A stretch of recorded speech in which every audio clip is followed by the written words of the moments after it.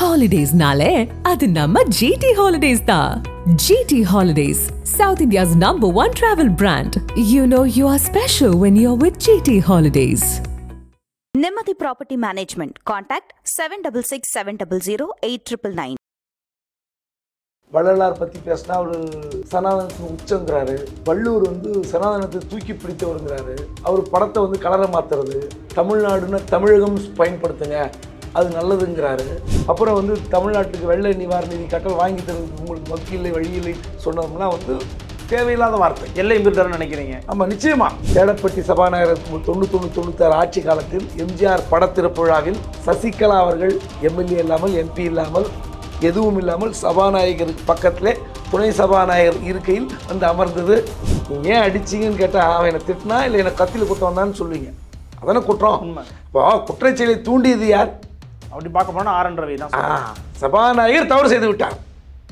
அதை நம்ம மறுக்கவே இல்லை. இது எந்தவித இலக்கணத்துக்கும் எந்தவித சட்டத்துக்கும் ஒத்து வராத ஒருவர் அவர் வந்து கோரிக்கை வைத்துக் கொண்டிருப்பதெல்லாம் கேட்டுக்கொண்டிருந்தால் தமிழ்நாடு என்ன மாதிரி பேர் இருக்குன்னு தெரியுங்களா?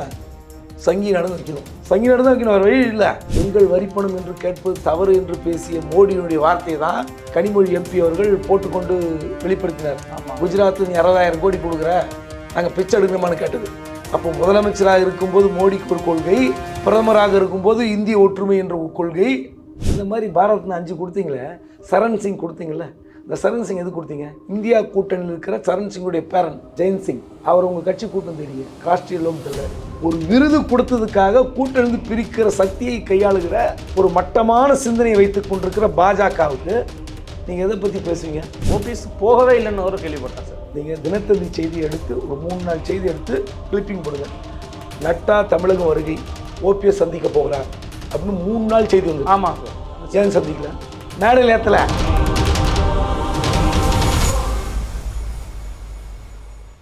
ஃபோர்த் எஸ்டேட் தமிழ் நேயர்களுக்கு அருள்மொழிவர்மனின் அன்பார்ந்த வணக்கங்கள். இன்று நமது பெருதினம் பெருதுகள் நிகழ்ச்சியில் நம்மோடு இணைந்திருக்கிறார் மூத்த பத்திரிகையாளர் மரியாதைக்குரிய குபேந்திரன் அவர்கள். வணக்கம் சார். வணக்கம். எப்படி இருக்கீங்க? நல்லா இருக்கு. தமிழ்நாட்டு அரசியலில் மீண்டும் இந்த ஆண்டு துவக்கத்திற்கான இந்த சட்டப்பேரவை கூட்டத்தொடரில் எப்போதும் போல வழக்கம் போல ஆளுநர் உரையுடன் துவங்குவாங்க. இந்த முறையே ஒரு கல்யாணம் நடந்திருக்குன்னு சொல்லலாம். ஆளுநர் அவர்கள் தன்னுடைய உரையை முழுமையாக வாசிக்காமல் வெளியேறி இருக்கிறாரு. அதே போல் தமிழ்நாடு அரசின் உரையும் அவர் வந்து முழுமையாக கேட்கலை. என்ன காரணம் சொல்கிறாங்க அப்படிங்கிறத பார்க்க போகும்போது இவர் வந்து சில வார்த்தைகளை பயன்படுத்திட்டார் அப்பாவு அவர்கள் அப்படின்னு அவங்களுடைய ஆளுநருடைய மாளிகையிலேருந்து அறிக்கையில் சொல்கிறாங்க. இல்லைங்க, இவரை நாங்கள் சொன்னதை கொடுத்ததை வாசிக்கிறதாங்க அவருடைய வேலை, அவரை தேசிய கீதத்தெல்லாம் ஒரு அவமானப்படுத்திட்டு போயிருக்கிறாருங்கன்னு இவங்க சொல்கிறாங்க. இந்த பிரச்சனை எப்படி சார் பார்க்குறது? ஆளுநர் ரவி அவர்கள் வந்து தொடர்ச்சியாக ஒரு அஜெண்டாவோடு வந்திருக்கார். அஜெண்டானா ஒரு பிரச்சனை வந்து செய்து தமிழக அரசுக்கு வந்து ஒரு களங்கம் கற்பிக்க வேண்டும், இல்லை தமிழக அரசை வந்து செயல்பட விடக்கூடாது, இந்த எண்ணத்தோடு செயல்படக்கூடிய திட்டத்தோடு வந்திருக்கார். இதுதான் அவருடைய அஜெண்டா. அதில் நம்ம வந்து அவரை வந்து பேசுனதுக்கெலாம் வந்து தலையாட்டிட்டு போகிறதுக்கு தமிழ்நாடு அரசாங்கம் பார்த்துட்டு இருக்க முடியாது. ஏன்னா அவர் வந்து முழுவதுமாக ஒரு வலதுசாரி சிந்தனையை தொடர்ச்சியாக வந்து மக்கள் மனதில் விதைத்து கொண்டிருக்கார். வள்ளலார் பற்றி பேசினா அவர் சனாதனத்தின் உச்சங்கிறாரு. வள்ளுவர் வந்து சனாதனத்தை தூக்கி பிடித்தவருங்கிறாரு. அவர் படத்தை வந்து கலரை மாற்றுறது, தமிழ்நாடுன்னா தமிழகம் பயன்படுத்துங்க, அது நல்லதுங்கிறாரு. ஸோ தொடர்ச்சியாக பயன்படுத்தி கொண்டார். ஒன்று. இரண்டாவது, பல்கலைக்கழகங்களில் அங்கெங்கனாதபடி வலதுசாரியை முழுமையாக கொண்டு வந்து விட்டார். இனி தமிழ்நாட்டு மாணவர்கள், தமிழ்நாட்டு ஆசிரியர்கள், கல்லூரி ஆசிரியர்கள்லாம் வந்து பரிதவித்து கொண்டிருக்கிறார்கள், வெளியே சொல்ல முடியாமல். முழுக்க முழுக்க அவர்கள் கட்டுப்பாட்டில் இருக்கிறது. ஸோ இப்படி நீங்கள் பாடத்திட்டங்கள், கருத்தரங்குகள் என்ற பெயரில் பல சனாதன கொள்கை, பல வலதுசாரி கொள்கையை வந்து உள்ளே புகுத்தி கொண்டே இருக்கிறார்கள். இது வெளியே தெரியல. இப்போ உண்மையிலே வந்து தமிழ்நாடு அரசாங்கம் ரொம்ப வந்து கவனத்தோடு அணுக வேண்டிய விஷயம் இந்த பல்கலைக்கழக விஷயம். இப்போது செந்தில் பாலாஜி வந்து சிறையில் இருக்கிறார், அமைச்சராக இருக்கிறார், ஊழல் செய்து விட்டார், அவருக்கு ஒரு நியாயம் சொல்லுகிற இதே கவர்னர் அதே மாதிரி ஒரு முறைகேட்டு வழக்கில் சிக்கியிருக்கிறார் பெரியார் பல்கலைக்கழகத்துடைய துணைவேந்தர். அவரை போய் இவர் பார்க்குறாரு, அவர் மேலே எஃப்ஐஆர் இருக்குது, அவரை சஸ்பெண்ட் பண்ண வேண்டிய கவர்னர் அவர் இடத்த போய் பார்க்குறாரு. அப்போ என்ன நியாயம்? இவர் என்ன நீதி நேர்மை பற்றி பேச வேண்டியிருக்கு? மிக மோசமான ஒரு சித்தாந்தத்தை கடைபிடித்து வருகிறார். தமிழ்நாட்டில் இவ்வளோ கவர்னர் இருந்திருக்கிறார்கள், எல்லாமே ஈகோயிஸ்ட் கவர்னர் தான். பல ஆட்சி காலத்தில் இருந்த கவர்னர்கள் ஆட்சியாளர்களுக்கும் கவர்னர் நடந்த சண்டையை பார்த்தோம்னா வெறும் ஈகோ தான், வேறு ஒன்றுமே கிடையாது. ஆட்சி கலைப்பு என்றாலும் ஈகோ தான். மத்திய அரசில் இருக்கிற பிரதமருக்கும் அங்கே இருக்கிற மாநில தலைவருக்கும் தன் பேச்சை கேட்க வேண்டும், அந்த ஈகோ தான். கேட்டால் நீங்கள் பிரச்சனை கிடையாது. ஆனால் சித்தாந்த ரீதியாக தாக்குதல் நடத்துகிற ஒரு திட்டத்தோடு இந்த பாஜக இயங்கி கொண்டிருக்கிறது. அதனுடைய பிரதிநிதியாக வந்திருக்கிற ரவி அதை செய்து கொண்டிருக்கிறார். இதுதான் முதல் பார்வை. இரண்டாவது, இந்த சட்டமன்றத்துக்குள்ளே வந்துடுறேன். இந்த சட்டமன்ற விவகாரத்தில் இன்று நடந்த விவகாரம் சபாநாயகர் செய்தது மிகப்பெரிய தவறு, நான் ஒத்துக்கிறேன். உண்மையிலே அவர் தேசிய கீதம் பற்றி பேசினார், இசைக்க வேண்டும் என்று விரும்பினார். நான் தொடர்ச்சியாக கடிதம் எழுதினேன், வற்புறுத்தினேன். அதை மீறி இவர்கள் எதுவும் செய்யலைன்னு சொல்கிறது அவர் குற்றச்சாட்டு. அதான் திட்டத்தோடு வந்திருக்கார். ஆனால் மரபா சார் அது, அதாவது பேசுறதுக்கு முன்னாடி தேசிய கீதம் இசைப்பது மரபே கிடையாது. அந்த மரபுக்கு தான் உங்களுக்கு ஒரு முன்னாடி உங்களுக்கு சொல்கிறேன், முன்னுரை சொல்கிறேன். ஓகே. அதாவது பிரசிடெண்ட் ஜனாதிபதி வரும்போது மட்டும்தான் முதல்ல நிகழ்ச்சி தொடங்குவதற்கு முன்பாக தேசிய கீதமும் நிகழ்ச்சி முடிவடைய நேரத்தில் தேசிய கீதம். இதுதான் புரோட்டோகால். பிரசிடெண்ட்டுக்கு மட்டும்தான். தமிழ்நாட்டினுடைய ஜனாதிபதி இவரா, ரவியா?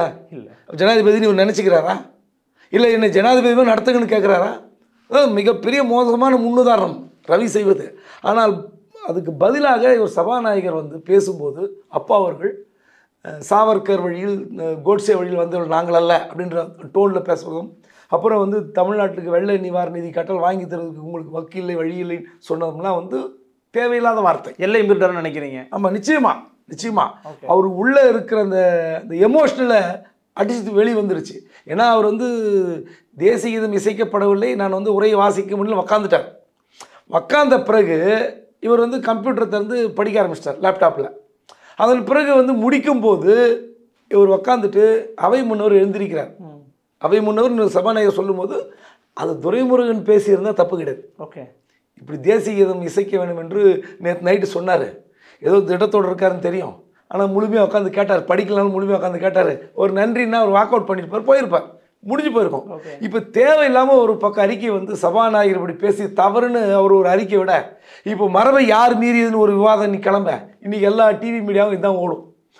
சபாநாயகர் மரபை மீறினாரா, கவர்னர் மரபை மீறினாரா, சட்டமன்ற மாண்பு என்ன ஆகுது, இதெல்லாம் பேசிட்டு இருக்காங்க. என்னை பொறுத்தவரை வருத்தத்துடன் தெரிவித்துக் கொள்கிறேன். இது சபாநாயகருடைய அதிகாரத்திற்கு உள்ளேவோ அல்ல சட்டமன்றத்தினுடைய அதிகாரிகளுக்குள்ளவோ இல்லை. தமிழ்நாட்டு மக்களாகிய ஒரு பத்திரிகையாளனாகிய நானும் பல ஆண்டு காலமாக சட்டமன்றத்தை பார்த்து வருகிறேன். எனக்கு தெரிந்தவரை நான் கல்லூரி காலத்தில் படித்த 87 கலவரம் PH பாண்டியன் சபாநாயகர், ஜார்ஜே அணிகள் மோதி கொண்டது. அதற்கு முன்பாக நான் கேட்டு தெரிந்து கொண்டது, மேடையில் பேசி புரிந்து கொண்டது, எம்ஜிஆர் பிளவுக்கு பிறகு மதியழகன் இருக்கில் இருக்கும்போது இன்னொரு சபாநாயகர் தள்ளிவிட்டு உக்காந்து அந்த சட்டமன்ற சபாநாயகர் அந்த மரபை இல்லை மாண்பை குலைத்ததெல்லாம் காலங்காலம் நடந்து கொண்டிருக்குது. 87 PH பாண்டியன் கலவரம், 89 மார்ச் 25 ஜெயலலிதா அவர்கள் அவர் புடவை எடுத்ததாக சொல்லப்பட்ட அந்த சம்பவம், சேடப்பட்டி சபாநாயகர் இருக்கும்போது 91-96 ஆட்சி காலத்தில் எம்ஜிஆர் படத்திறப்பு விழாவில் சசிகலா அவர்கள் எம்எல்ஏ இல்லாமல் MP இல்லாமல் எதுவும் இல்லாமல் சபாநாயகருக்கு பக்கத்திலே துணை சபாநாயகர் இருக்கையில் அமர்ந்தது. எடப்பாடி முதலமைச்சராக இருக்கும்போது எதிர்கட்சி தலைவர் ஸ்டாலினுடைய சட்டை கிழித்தது, அந்த இருக்கையில் ரங்கநாதன் இவங்களாம் போய் உக்காந்தது, கூக்கா செல்வம் போய் உக்காந்தது. இப்படி இந்த சட்டமன்ற நிகழ்ச்சிகள் சொல்லிக்கொண்டே போகலாம். இதில் எங்கே மரபு மாண்பு, நம்ம எதை பேசுறது? நியாயம்தான் சார். யோசித்து பாருங்கள். நான் கேட்குறேன், நான் என்ன வார்த்தை பேச வேண்டும், நான் என்ன ஆயத்தை எடுக்க வேண்டும் என்று என் எதிரி தீர்மானிக்கிறான். அப்போது முதல்ல தவறு பண்ணது யார்? நீங்கள் ஏன் அடிச்சிங்கன்னு கேட்டால் அவன் என்னை திட்டினா இல்லை என்னை கத்தியில் குத்த வந்தான்னு சொல்லுவீங்க, அதானே குற்றம். இப்போ குற்றச்செயலை தூண்டியது யார்? அப்படி பார்க்க போனால் RN ரவி தான். சபாநாயகர் தவறு செய்து விட்டார். அதை நம்ம மறுக்கவே இல்லை. நான் திரும்பவும் சொல்கிறேன், சபாநாயகர் பேசிய பேச்சு அவை குறிப்பில் இருக்குதான்னு தெரியல, நீக்கியிருக்கலாம். நம்ம உடனே இப்போ அது ஒரு நீங்கள் ஏன் பேசுறீங்க, நாளைக்கு நமக்கு நோட்டீஸ் வருதோ இல்லை விவாதத்தை சிக்கக்கூடாது. அதனால நம்ம எச்சரிக்கையாக சொல்கிறேன். அவை குறிப்பில் இருந்தாலும் சரி இல்லை என்றாலும் சரி, சபாநாயகர் பேசுனது எல்லாருக்கும் வந்தாகிவிட்டது, டிவியில் ஒளிபரப்பாகிவிட்டது. சபாநாயகரை விட அதற்கு முன்பாக தேசிய கீதம் எனக்கு இசைக்கப்பட வேண்டும் என்று சொல்லி இந்த பிரச்சனை திசை திருப்புகிற வேலை செய்தது யார்? கேட்டார், இசைச்சிட்டு போட்டுமே சார். அதில் என்ன சார் தப்பு இருக்கு? தேசிய கீதத்தை வந்து அவமானப்படுத்துகிற அவை ஒன்றும் இல்லையே சட்டமன்றம். அப்படி ஏதாவது ஒரு நிகழ்ச்சியில் முதலமைச்சர் ஸ்டாலின் அவர்கள் கலந்து கொள்கிற நிகழ்ச்சியில் இல்லை மாநில அமைச்சர்கள் கலந்து கொள்கிற நிகழ்ச்சியில் தேசிய கீதம் இசைக்கக்கூடாது இங்கே நடந்திருக்கா? இல்லை. அப்புறம் எதுக்கு நான் என்ன கேட்குறேன், ஒரு தமிழக சட்டமன்றத்துக்கு ஒரு மரபு இருக்கிறது. முதலில் தமிழ் தாய் வாழ்த்து, முடியும் போது தேசிய கீதம் இருக்கும்போது அதில் எதுக்கு இவர் தானே மரபை மாற்ற முயற்சிக்கிறாரு? நீங்கள் சொல்லுங்கள், யார் மரபு மாற்ற முயற்சிக்கிறது? ஆர்.என். ரவி தான். அப்புறம் ஆனால் அவர் கோரிக்கையாக கேட்குறாரு, எனக்காக பண்ணுங்களேங்க அப்படின்னு உங்கள்கிட்ட ஒரு கோரிக்கையாக கேட்குறாரு. நான் என்ன கேட்குறேன், கோரிக்கை கேட்பதெல்லாம் விட்டுருங்க. நீங்கள் பெரியார் பல்கலை துணைவேந்தரை சஸ்பெண்ட் செய்யுங்கன்னு சொல்லியாச்சு. ஏன் சஸ்பெண்ட் செய்யலை? ஒரு எஃப்ஐஆரில் சட்டங்க, இது மரபு, இது சட்டம் கிடையாது. நீங்கள் சொன்ன மாதிரி தேசிய கீதம் ரவியினுடைய கோரிக்கை ஏற்று வாசிக்கலாம், பேசலாம், பாடலாம், எல்லாம் ரைட்டு, ஒத்துக்கிறேன். சட்டத்துக்கு மரியாதை கொடுக்காத ஒரு கவர்னர். அப்புறம் அவர் சொல்கிற வந்து கோரிக்கை, அது வந்து கோரிக்கை ஏற்றுக்கணுன்னா அப்போது நீங்கள் சொல்கிறேன், அதான் நான் சொன்னேன், முதல்ல சொன்ன தெரியுமா, பல்கலைக்கழகங்களில் நடக்கிற கருத்தரங்குகளை பற்றி நீங்கள் ஒரு 2-3 மாதம் தமிழ்நாடு ஃபுல்லாக மாணவர் அமைப்புக்கிட்ட கேளுங்க. என்ன மாதிரியான கருத்தரங்கு, அதற்கு எப்படி நிதி செலவிடப்படுகிறது எல்லாம் பாருங்கள். இது மிக மோசமான முன்னுதாரணத்தை ஏற்படுத்தி கொண்டிருக்கார் கவர்னர். அப்படி இருக்கும்போது அவர் சொல்வதற்கெல்லாம் தலையாட்டி கொண்டிருந்தால், அவர் சொல்கிற எல்லா வீசியும் அவர் சொல்கிற மாதிரி கேட்டுருக்காங்க. அவர் சொல்கிற அவருக்கு ஆமாசாமி போடுற இல்லை வலதுசாரி ஆட்களை போட்டுட்ருக்காரு. ஏங்க பெரியார் பல்கலைக்கழகத்தில் சுப்பிரமணியன் ஒருத்தருங்க பேராசிரியர், அவர் பெரியார் புத்தகம் எழுதுறதுக்கு அவர் மேலே ஒழுங்கு நடவடிக்கை எடுத்திருக்காங்க. பேரே பல்கலைக்கழகத்தினுடைய பேர் என்னது? பெரியார் பல்கலைக்கழகம். அதில் பெரியார் புத்தகம் எழுதக்கூடாதுன்னு ஒரு சட்டம் போட்டு அவர் நடவடிக்கை எடுத்துகிட்டு இருக்காங்க. சுப்பிரமணியன் நீங்கள் கூகுள் தட்டி பாருங்க. எஸ். அப்போ யோசித்து பாருங்க, ஒரு எந்தவித இலக்கணத்துக்கும் எந்தவித சட்டத்துக்கும் ஒத்து வராத ஒருவர் அவர் வந்து கோரிக்கை வைத்து கொண்டிருப்பதெல்லாம் கேட்டுக்கொண்டிருந்தால் தமிழ்நாடு என்ன மாதிரி பேர் வைக்கணும் தெரியுங்களா? சங்கி நடந்து வைக்கணும். சங்கி நடந்து வைக்கணும், அவர் வழி இல்லை, அந்த அளவுக்கு போயிட்டு இருக்கு. பின்ன அவர் பண்ணுறதுல அப்படி தான் இருக்கு. நீங்கள் ஒரு நிதி மசோதா விட்டுருங்க, மற்ற விஷயங்கள் சட்டம் இயற்றி அனுப்புகிற விஷயங்களுக்கு அவர் என்ன செய்து கொண்டிருக்கிறார்? இப்போ வந்து அதுக்கப்புறம் போய் இவங்கெல்லாம் பேசினாங்களே, சுப்ரீம் கோர்ட் உத்தரவு பிறகு முதலமைச்சர் போய் பார்த்தார். அவர் பார்த்தார்ல, என்ன நடந்தது, இதை அவர் சரி செஞ்சுக்கிட்டாரா? முழுக்க அவருடைய நோக்கம் எல்லாம் இப்போ தமிழ்நாட்டில் ஒரு மிகப்பெரிய ஒரு பிரச்சாரம் போய்கிட்டு இருக்கு. மத்திய அரசு நிதி கொடுக்கவில்லை, அந்த விவகாரத்தை கையில் எடுத்துக்கொண்டு திமுக அரசு செய்து கொண்டிருக்கிறது. ஒன்றிய பட்ஜெட்டில் தமிழ்நாட்டுக்கு 0 அப்படின்னு ஃப்ளக்ஸ் பேனர்னு வச்சுட்டு இருக்காங்க. இதை திசை திருப்பதற்காக இந்த நாடகம் இன்னைக்கு. இதை முதல்ல திமுக வந்து வேற மாதிரி ஹேண்டில் பண்ணிருக்கணும். அவர் கவர்னர் என்ன பண்ணியிருந்தாலும் வேற மாதிரி டீல் பண்ணிருக்கணும். தப்பு பண்ணிட்டாங்க. இதை அவர் பாட்டுக்கு உக்காந்து தரல, அவர் புறக்கணிக்கல, நான் படிக்க மாட்டேன்னு உக்காந்துட்டாரு. அவர் சபாநாயகர் வாசித்து முடிக்கிற வரைக்கும் உக்காந்துட்ருக்காரு. உக்காந்துட்டு போயிருக்கணும். சபாநாயகர் பேசுந்தால் இப்போ பிரச்சனை வேறு மாதிரி போயிடுச்சு. என் பணம் எங்கள் வரிப்பணம் என்று கேட்பது தவறு என்று பேசிய மோடியினுடைய வார்த்தை தான் கனிமொழி எம்பி அவர்கள் போட்டுக்கொண்டு வெளிப்படுத்தினார். குஜராத்தில் நீ 60,000 கோடி கொடுக்குற, நாங்கள் பிச்சை எடுக்கணுமான்னு கேட்டது. அப்போ முதலமைச்சராக இருக்கும்போது மோடிக்கு ஒரு கொள்கை, பிரதமராக இருக்கும்போது இந்திய ஒற்றுமை என்ற கொள்கை, இதெல்லாம் தோல்வித்து காட்டுகிற ஒரு முயற்சியில் திமுக இறங்கி இருக்குது. இந்த விஷயத்தை திசை திருப்புறார், பக்கா திசை திருப்புறார். நேற்று நட்டா வந்து முடியாமல் போச்சு. ஞாயிற்றுக்கிழமை வரார் நட்டா, மின்ட்டு ஸ்ட்ரீட்டு. இப்போ நீங்கள் மின்ட்டு அடுத்த வாரம் மின்ட்டு ஸ்ட்ரீட்டில் கேமரா எடுத்துகிட்டு போங்க, 98% கடை மூடப்பட்டிருக்கும். ஞாயிற்றுக்கிழமை தங்கசாலையில் ஹோல்சேல் கடையும் மூடப்பட்டிருக்கும். கடை நான் வந்து விட்டேன், கடை மூடி இருக்கிறார்கள். யார் எழுதி கொடுத்தாலும் தெரிலங்க. பிஜேபியில் பரிதாபமாக இருக்குது. இங்கே இருக்கிற பாஜக தலைவர்களுக்கு அவ்வளோதான் சிந்தனையானு தெரில. தெருவிளக்கெல்லாம் அணைச்சிட்டாங்க. அது எப்படி இது இது உச்சக்கட்ட கொடுமை. எங்கே தெருவிளக்கு அணைப்பாங்களா? யோசித்து பாருங்கள். அதான் சொன்னேன், நீங்கள் ஏதாவது ஒரு இடத்துல லைட்டு ஷார்ட் சர்க்யூட்டாக இருக்கலாம், இல்லை ஒரு வரும்போது கரண்ட் கட் ஆகுதுன்னு திரும்ப கொடுத்துருக்கலாம். அவ்வளோதான் நடந்திருக்க முடியும்னு நான் யூகிக்கிறேன், எனக்கு தெரியல. ஓகே. ஆனால் தங்க சாலையில் சரி, நீங்கள் பாரிஸில் எந்த கடை போனாலும் ஞாயிற்றுக்கிழமை அரை நாள் திறந்து வச்சுருப்பாங்க. அரை நாள் திறந்து வச்சுட்டு மூடிடுவாங்க. ஆமாம். இது பாரிஸ் பக்கம் போனவங்களுக்கு கடையை ஏறி இறனவங்களுக்கு தெரியும். இது கூட தெரியாத பாஜக அங்கே இருக்கிற தமிழ்நாட்டு தலைவர்கள் இருக்காங்களான்னு தெரியல. ஸோ திசை திருப்புகிற பணியில் ரவி வந்து இன்றைக்கு ஜெயித்து விட்டார்.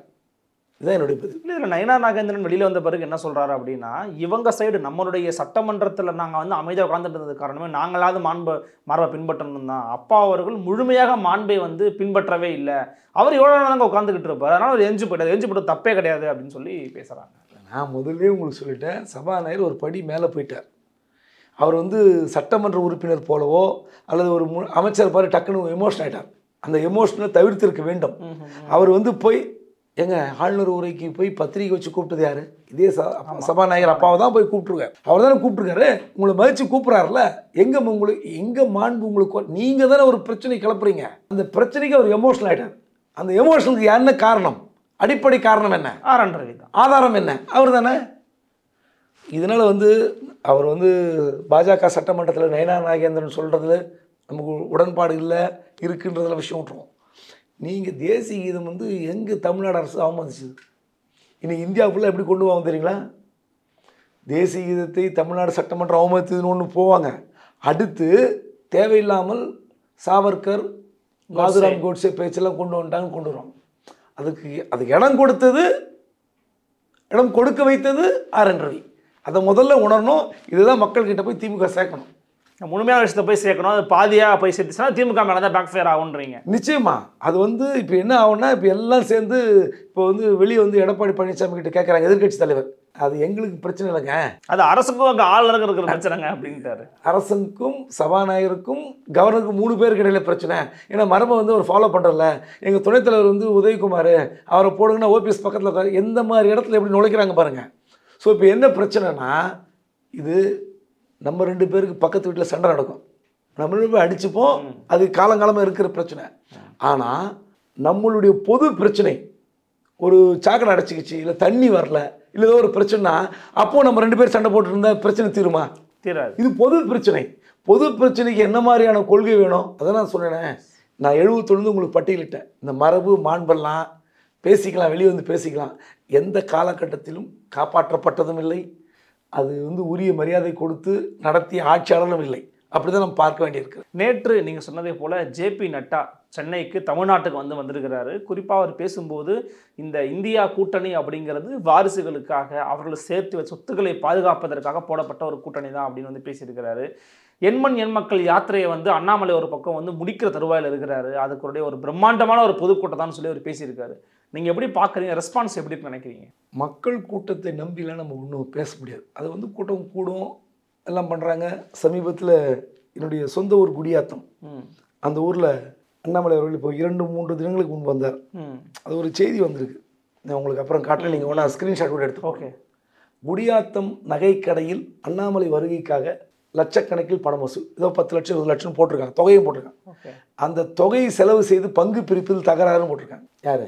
நான் நேர்மையானவன், நான் பணத்துக்கு ஆசைப்படாதவன், என்னை கொள்கைக்கு மாற்றிக்க மாட்டேன், நான் யார்கிட்டயும் சமரசம் கிடையாது, என்னை தாக்கி எழுதுகிற மீடியா கிட்ட போய் நான் நிற்க மாட்டேன், என்னை பற்றி நான் பயங்கரமான ஆளுங்க அப்படின்னு சொன்னவருக்காக நடத்தப்பட்ட வசூல் தொகை அது. இதே மாதிரி கோயம்புத்தூர் ஒரு செய்தி வந்தது. ஆனால் வெளிப்படையாக பத்திரிகையில் தகராறு, அவங்களுக்குள்ளே அடிச்சுக்கிட்டாங்க. 1. 2, சமீபத்தில் அமர் பிரசாத் ரெட்டி 2-3 தினங்களுக்கு முன்னாடி பெயில் வாங்கினார். ஆமாம். எதுக்காக? சொந்த கட்சிக்காரர் யாரோ தாக்குறாங்க. எதுக்காக? பணம் கொடுத்தோம், ஆட்களை உரிய நேரத்தில் கூட்டிகிட்டு வரல, 100 பேரை கூட்டிகிட்டு வந்துட்டு 50 பேரை கூட்டிகிட்டு வந்ததாக பணம் வாங்கிய அந்த பெண் பிரதிநிதியை பாஜக பெண் பிரதிநிதி தலையில் அடித்த வழக்கில், யார்? அமர் பிரசாத் ரெட்டியோட நண்பர் அடித்த வழக்கில் அவர் மேலே கேஸ்.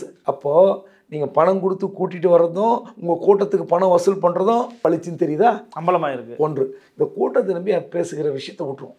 நட்டா அவர்கள் பேசுகிறார், டிஎம்கே என்றால் என்ன, டைனாஸ்டி, கரப்ஷன் எல்லாம் ரைட். ஓகே, நான் சொல்கிறேன், ஊழல் இல்லாத கட்சி எதுவுமே கிடையாது, நான் ஒத்துக்கிறேன். திமுக ஊழல் செய்கிறது, கட்டுக்கடங்காமல் ஊழல் செய்கிறது, இன்னும் ஊழல் செய்ய போகிறது, எல்லாம் ரைட்டு. நீங்கள் ஒரு பாரத ரத்னா கொடுத்து ஒரு கட்சிக்காரன் இழுக்கிறீங்களே, இதுக்கு என்ன சொல்லுவீங்க? சரண் சிங்க்கு பாரத ரத்னா கொடுக்குறீங்க, எது கொடுக்குறீங்க? பொரிகளில் வாங்கினா, ஊரில் பொரிகளில் வாங்குவோம், சந்தையில் போய் பொரி 2 சேரு பொரி, அப்புறம் அந்த வாங்குவோம். அப்போ ஒரு கொசுறு தருவான் கடைக்காரன், கூட போகிற சின்ன பிள்ளைங்களுக்கு இந்த வெல்லம், சட்னி கடலை, அந்த கடலை வெள்ளெல்லாம் போட்டு தருவான். அந்த மாதிரி பாரத்னா 5 கொடுத்தீங்களே, சரண் சிங் கொடுத்தீங்களே, இந்த சரண் சிங் எது கொடுத்தீங்க? இந்தியா கூட்டணியில் இருக்கிற சரண் சிங்குடைய பேரன் ஜெயந்த் சிங், அவர் உங்கள் கட்சி கூட்டணி தெரியுங்க, ராஷ்ட்ரிய லோக்தள். ஒரு விருது கொடுத்ததுக்காக கூட்டணி பிரிக்கிற சக்தியை கையாளுகிற ஒரு மட்டமான சிந்தனையை வைத்துக் கொண்டிருக்கிற பாஜகவுக்கு நீங்கள் எதை பற்றி பேசுவீங்க? சொல்லுங்க பார்க்கலாம். ஒரு மிகப்பெரிய விருதுங்க பாரத ரத்னா விருது. அந்த விருதை கொடுத்து நீங்கள் கூட்டணி உடைக்கிறீங்க. சரி, லஞ்ச ஊழல், காங்கிரஸ் ஆட்சி காலத்தில் ஜெயலலிதா அவர்கள் மீது போட்ட வழக்கு, அந்த வழக்கில் தான் மிகப்பெரிய சிக்கல்லாம் ஏற்படுத்திய அவருக்கு. இன்கம் டேக்ஸ் வழக்கெல்லாம் 98 வாஜ்பாய் கிட்ட போய் அலைன்ஸில் போகிறாங்க இந்த அம்மா. First time Vajpayee first time prime minister. அப்போ போயிட்டு இந்த அம்மா வந்து அந்த கேஸை வாபஸ் வாங்க சொல்கிறாங்க. அதற்கு பிறகு தன்னுடைய விருப்பப்பட்ட தொகுதி அந்த ஃபைனான்ஸ் மினிஸ்டர் பதவியை கேட்குறாங்க தன்னுடைய எம்பிக்கு. வாஜ்பாய் முடியாதுங்கிறார். வாஜ்பாய்க்கு ஆதரவு தருகிறார்கள் ஜெயலலிதா அவர்கள். ஓகே, இந்த அம்மா ஆதரவு வாஜ்பாய் அரசு கவுத்தாங்க. சரிங்களா, கவுத்துதான் வரலாறு. காங்கிரஸ் போட்ட வழக்கை வாஜ்பாய் வழக்கு வாபஸ் பெறவில்லை. கூட்டணியில் இருக்கிற ஜெயலலிதா அவர்கள் சொன்ன பிறகு வாபஸ் வாங்கவில்லை. அது வாஜ்பாய் போற்றப்பட வேண்டிய பாஜக தலைவர் வாஜ்பாய். பாஜக ஆட்சியில் போட்ட வழக்கில் நீங்க என்ன பண்ணிருக்கணும், ஜெயிலுக்கு அமைச்சிருக்கணுமா இல்லையா? அஜித் பவார் என்ன இருக்காரு இன்னைக்கு பாஜக கூட்டணியில் முக்கியமான ஒரு தலைவராக இருக்கிறாரு. சுவேந்த அதிகாரி என்ன இருக்காரு, அவங்க கூட தான் இருக்காரு. ஹிமந்த் பிஸ்வாஸ் அசாம் சிஎம் என்ன இருக்காரு, சிஎம் இருக்காரு. இடி எல்லாமே போட்டு நீங்க போட்ட கேஸ்ல ஒன்று உள்ள தள்ளிருக்கணும், இல்லை வெளியே இருக்கணும். அவங்க நீங்க பதவி கொடுத்து அலங்கரிக்கிறீங்க. ஒருத்தர் அசாம் சிஎம், ஒருத்தர் மகாராஷ்டிரா டெப்டி சிஎம், சுவேந்த அதிகாரி உங்கள் கட்சியில் இருக்காரு. இதுக்கு என்னங்க பேர், இதுக்கு என்ன பேர்? இது ஊழலை கண்டிக்கிறது அது. அப்புறம் நீங்கள் எதுக்கு அப்படி இந்த ஆட்சியிலிருந்து அகற்றப்படுவார்கள் பண்ணுங்க, வேணான்னு சொல்ல. நீங்கள் அகற்றப்பட வேண்டியவர்களை நீங்கள் அலங்கரித்து வைத்துக் கொண்டிருக்கீங்க. அதுக்கு என்ன பெயர்? நட்டா சொல்லுவாரா, அண்ணாமலை சொல்லுவாரா? அது செலக்டிவ் அம்னீஷியான்னு சொல்லுவாங்க. யார் சொன்ன வார்த்தை தெரியுங்களா? அது ஜெயலலிதா அவர்கள் சொன்ன வார்த்தை. ஓகே, யாரை பார்த்து சொன்ன தெரியுமா? அது அத்வானி. அத்வானிக்கு செலக்டிவ் அம்னீஷியான்னு சொல்கிறாங்க. இந்த அம்மா வாஜ்பாய் அரசு வந்து வாபஸ் பெற்ற பிறகு டெல்லியில் ப்ரெஸ் மீட்டு, அத்வானிக்கு செலக்டிவ் அம்னீஷியா, அதாவது குறிப்பிட்ட தகுந்த விஷயங்களில் உங்களுக்கு ஞாபக மறதி வந்துவிடும். இதை விட அட்டாக் எதுவுமே கிடையாதுங்க. நான் வந்து உங்கள் கூட்டணியை உங்களை ஆதரிப்பு முன்பு நான் வைத்த கோரிக்கைகளை நீங்கள் நிறைவேற்றவில்லை, நான் வைத்த கோரிக்கை நிறைவேற்றவில்லை என்பதற்காக அத்வானி இந்த அம்மா இப்படி கடுமையாக பேசினாங்க. அந்த மாதிரி உங்களுக்கு வந்து செலக்டிவ் அம்னீஷியா இருக்கே பிஜேபிக்கு ஊழல் விவகாரத்தில். இப்போ நீங்கள் பேசும்போது இன்னொரு விஷயத்தையும் கூடுதலாக கேட்டுறேன் சார். தமிழக அளவில் வந்து பார்த்தீங்கன்னா ஒரு பக்கம் கருத்து கணிப்புகள் வெளியான போது திமுக கூட்டணிக்கு ரொம்ப சாதகமான ஒரு போக்கு இருக்குது அப்படிங்கிறத இல்லை சொல்கிறாங்க. அது வந்து ஒரு கிரவுண்டில் அப்படி இருக்கிறத ஃபீல் பண்ண முடிகிறது. ஆனால் இன்னொரு பக்கம் அலையன்ஸ்க்காக அதிமுக வந்து காத்துக்கிட்டு இருக்கிறதா அல்லது பாஜக காத்துக்கிட்டு இருக்காங்க, அது எப்படி பார்க்கணும்? ஏன்னா இவர் சொல்லிட்டாரு, எடப்பாடி பழனிசாமி நேற்று கூட வந்து ஒரு பொதுக்கூட்டத்தில் பேசும்போது நிச்சயமாக பாஜகவோட கூட்டணி இல்லைன்றது மீண்டும் மீண்டும் வந்து உறுதிப்படுத்துறாரு. நீங்க நம்புறீங்களா எடப்பாடியுடைய பேச்சை? இதுக்கு ரெண்டு வித பதில் சொல்றேன். முதல்ல சொன்னது யார் காத்துட்டு இருக்காங்கன்றதுக்கு அப்புறம் பதில் வர. எடப்பாடி நேற்று சொன்னார்ல, இந்த கோர்ட்டு வாசல்ல கத்துவாங்க 3 முறை கூப்பிடுவாங்களே, இல்லை இல்லை இல்லை நம்புங்க யாருவாங்களே, அந்த கணக்கா நேற்று சொன்னார்ல, பாஜகவுடன் கூட்டணி இல்லை, மறைமுக கூட்டணி வைத்திருப்பதாக திமுக பிரச்சாரம் செய்கிறது, அதை மக்கள் நம்ப வேண்டாம் சொன்னார்ல. ஆமா, இன்னைக்கு ஒரே நாள், நேற்று கிருஷ்ணகிரி, இன்றைக்கு சென்னை, அப்படியே காட்சி இப்படி எடுத்துவாங்க சட்டமன்ற வாசலில். கவர்னர் கண்டிக்க வேண்டியதான். நீங்கள் நான் கேட்ட கோரிக்கை சபாநாயகர் செவிசாய்க்கவில்லை, அந்த மரபு காப்பாற்றப்படவில்லை, அதை கண்டிக்கிற அதே வேளையில் இந்த மாதிரி மரபு இல்லாத விஷயத்தில் கவர்னர் கேட்டு தவறுன்னு சொல்ல வேண்டியதானுங்க. அப்போ திமுக என்ன பண்ணுவான், என்ன சொல்லுவான்? அவங்கள சப்போர்ட் பண்ணி தான் அவன் எடப்பாடிக்கு. அப்போ என்ன பண்ணியிருக்கணும்? ஆட்டோமேட்டிக்காக நீங்கள் கள்ள ஒரு வைத்திருக்கீங்கன்னு சொல்லி பிரச்சாரம் பண்ணோன்னா இல்லையா? இது முதல் கேள்வி. ரெண்டாவது வரேன், நீ முதல்ல கேட்டதுக்கு இப்போ பதில் வரேன். கதவு திறந்து வைத்திருக்கிறது இப்படிலாம் சொல்கிறாங்களே, அமித்ஷாவே சொன்னார், மத்திய உள்துறை அமைச்சர் அமித்ஷா அவர்கள் சொல்கிறார் இது மாதிரி காத்து கொண்டு இருக்கிறாருன்னு. அண்ணாமலை சொல்கிறாரு அதிமுகவுக்கு சொல்லப்பட்டதில்ல, எல்லா கட்சிக்கும் சொல்லப்பட்டது. யோசித்து பாருங்கள், இந்தியா முழுவதும் விரலை விட்டு ஆட்டி கொண்டிருக்கிற பாஜக ஒரு மாநிலத்தில் தமிழ்நாட்டில் எடப்பாடியை காத்து கொண்டிருப்பது உள்ளங்கை நெல்லிக்கனியாக தெரிகிறது.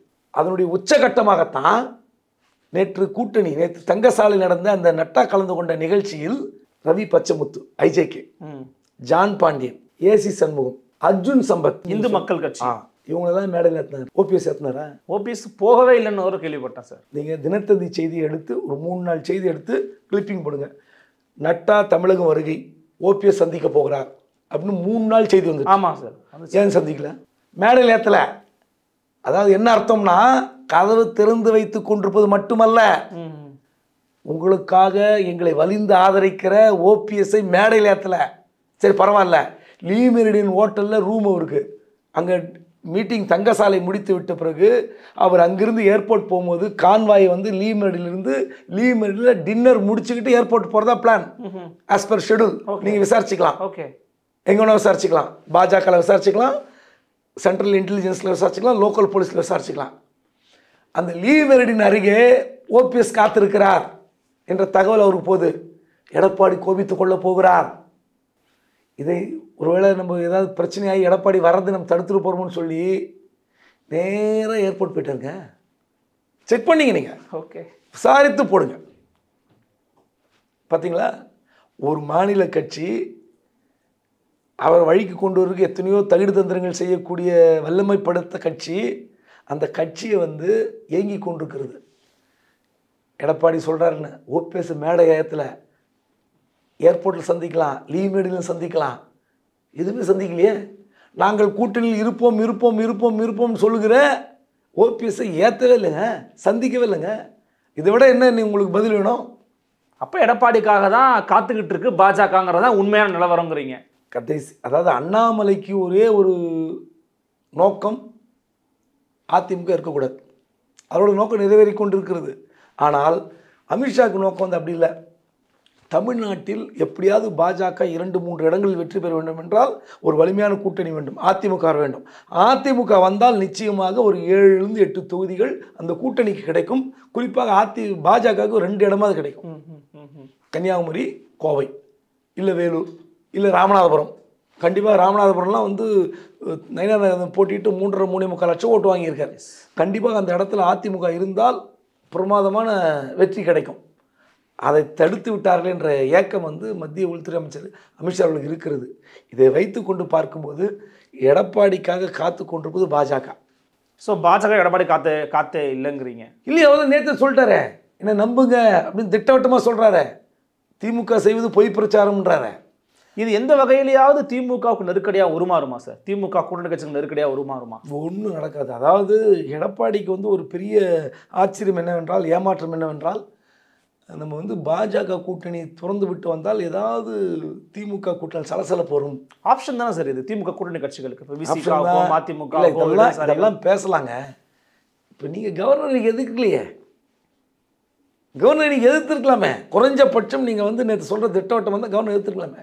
அங்கேருந்து விசி வரும், காங்கிரஸ் வரும், இதெல்லாம் பேசுகிற அந்த இது இருக்குல்ல, அபத்தமானது.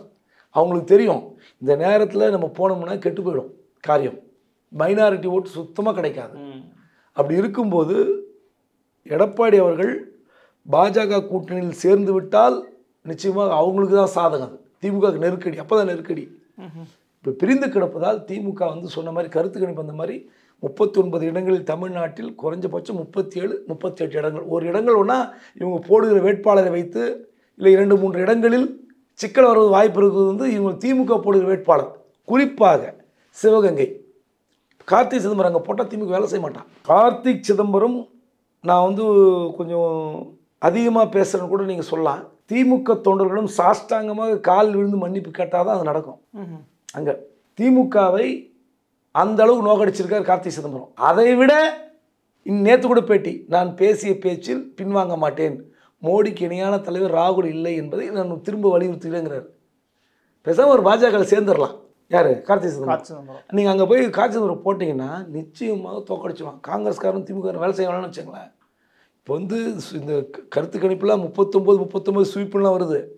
ஒருவேளை அங்கே வந்து ரொம்ப டாக்டிக்கலாக ஏடிஎம்கே டீல் பண்ணாங்கன்னா, அழகாக ஜாதி ஓட்டுக்காக போட்டாங்கன்னு வச்சுங்களேன், களம் வந்து மோசமாயிடும்.